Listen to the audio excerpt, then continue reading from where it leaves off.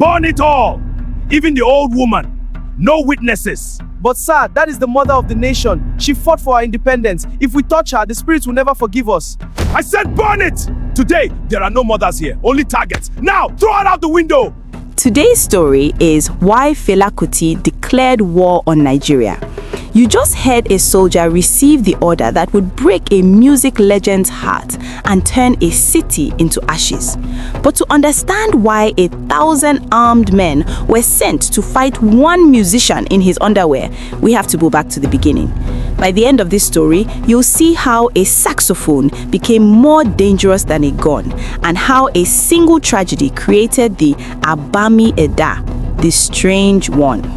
Before we dive into this chaos, help us tell more African stories.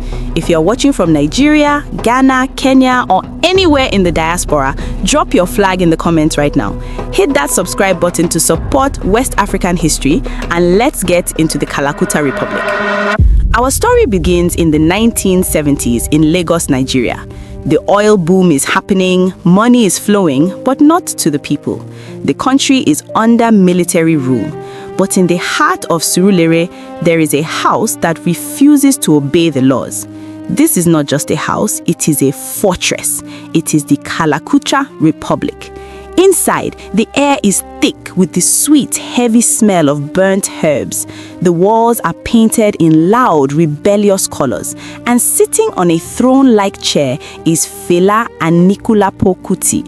He is a man with a lean, wiry frame, wearing nothing but tight pants and holding a saxophone that gleams like a weapon. His eyes are intense, always moving like he is seeing things others cannot see.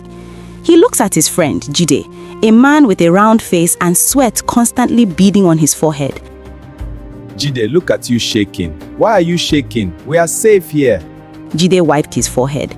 Fela, you cannot just put up a wire fence and say this is a new country. You told the police they need visa to enter. The general is not smiling. Fela stands up, his voice booming. The general is a thief. This is Kalakuta. Here, the police have no power. Here, we are free. If they want to come in, let them bring their tanks. I have my ancestors. But here is the thing. Fela wasn't just talking.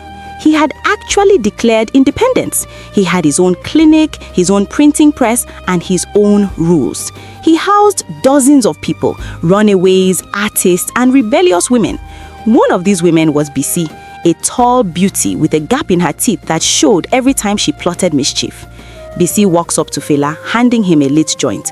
"Baba, the soldiers are outside the gate again. They say your new song is an insult to the uniform." Fela takes a drag and smiles. Good, then they are listening.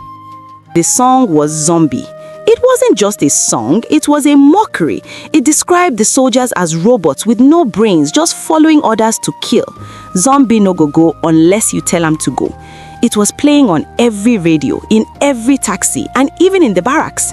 The soldiers were being laughed at by the market women, by the bus drivers, by the children. And this is where the logic trap happens. Fela thought that because he was famous, because he was loved by the masses, and because he was the son of Funmilayo Ransome-Kuti, he was untouchable. He thought the republic was a shield. But he forgot that when you strip a powerful man of his dignity, he will strip you of your life. He poked the beast, expecting the beast to feel shame. Instead, the beast got hungry. It is February 18th, 1977. The sun is hot, baking the tin roofs of Lagos. Suddenly, the ground begins to shake. It isn't an earthquake, it is boots. 1,000 soldiers. Imagine that. 1,000 men armed with guns, bayonets, and petrol surrounding one house. Leading them is a commander with a scar running through his left eyebrow, twitching every time he hears the name Fela. Inside the compound, the music stops. Funmilayo Ransome-Kuti is there. She is 77 years old. She is a woman with silver hair that shines like a crown and eyes that have seen the end of colonialism. She walks with a cane, but her back is straight. Fela, my son, silence is sometimes a shield. Mother, I cannot be silent. If I am silent, I am dead already. The commander outside screams through a megaphone. Open the gates! By order of the federal government!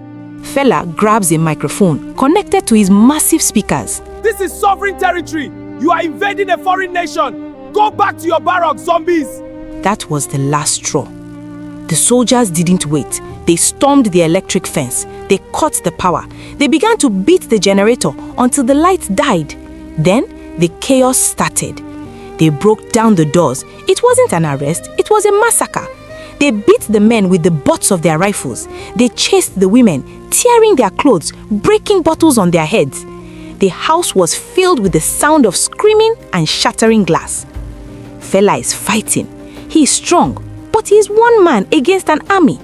They drag him out, beating him until his bones crack, until he can barely see through the blood in his eyes. But the true horror was upstairs. The soldiers reached the room of the matriarch, the woman who negotiated with the British king, the woman who stopped taxation on women in Abeokuta. She stands up to face them. "Do you know who I am?" she asks, her voice trembling but firm. The soldier, a young man with eyes wide from drugs and adrenaline, laughs. "You are just the mother of the noisemaker." He grabs her, a 77-year-old woman. He drags her to the window, the second-story window. Fela, pinned to the ground outside, looks up. He sees his mother. He screams, a sound that isn't music, just raw pain. "No, don't you dare! Take me! Leave her!" But they didn't listen. They threw her. Time seemed to freeze as the mother of the nation fell. She hit the concrete with a sickening thud. The silence that followed was louder than the guns. They burned the house. They burned the master tapes of his music. They burned the clinic. They burned the clothes. The Kalakuta Republic was reduced to black smoke and rubble. Fela was arrested, broken and bleeding. But the story doesn't end in the jail cell. Fela survives, but his mother does not. The injuries from the fall are too much. She slips into a coma and eventually dies. The woman who gave him life was killed because of his war. Most men would have given up. Most men would have fled to London or America to live quietly. But remember, this is the Abami Eda. Fela comes out of prison and he is different. The playfulness is gone. The smile is terrifying now. He has nothing left to lose. On the 1-year anniversary of the attack, Fela does something that no one in the history of Nigeria had ever dared to do. He gets a coffin, a simple wooden coffin. He gathers his band, his family, and the remnants of his republic. They don't walk to a cemetery, they walk to Dodan Barracks, the residence of the head of state, General Obasanjo. The guards at the barracks are confused. They see a procession coming. They see Fela wearing a bright orange tracksuit, his face grim. A guard steps forward, pointing his gun. "Stop! You cannot come here!" Fela signals his men to put the coffin down right at the gate. I am not here to visit. I am here to return your property. "What property?" the guard asks. "My mother. You killed her. You bury her. Her spirit will haunt this place until the walls crumble." He leaves the coffin there, at the gate of supreme power. He turns his back and walks away.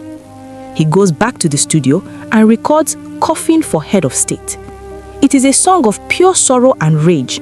He sings about the hypocrisy of the leaders who go to church and mosques while killing innocent women. The government tried to crush him to make him silent, but by burning his house and killing his mother, they turned him into a spirit. They made him a martyr while he was still alive. They wanted to show their power, but all they showed was their fear of one man's truth. Fela married 27 women in one day shortly after to replace the community he lost, to rebuild his republic not on land, but in flesh and blood. He continued to sing, continued to fight, until his last breath. So, what is the lesson here? There is a West African proverb that says, "The truth is like a calabash. Try to submerge it in water and it will still float." Fela Kuti was flawed, reckless, and stubborn. But he taught us that you can burn a house, you can break bones, and you can even kill the body, but you cannot kill a song that speaks the truth. The Kalakuta Republic burned down in 1977, but in the heart of the oppressed, the Republic still stands today. Don't forget to like, subscribe, and tell us in the comments, was Fela brave, or did his bravery cost him too much? See you in the next story.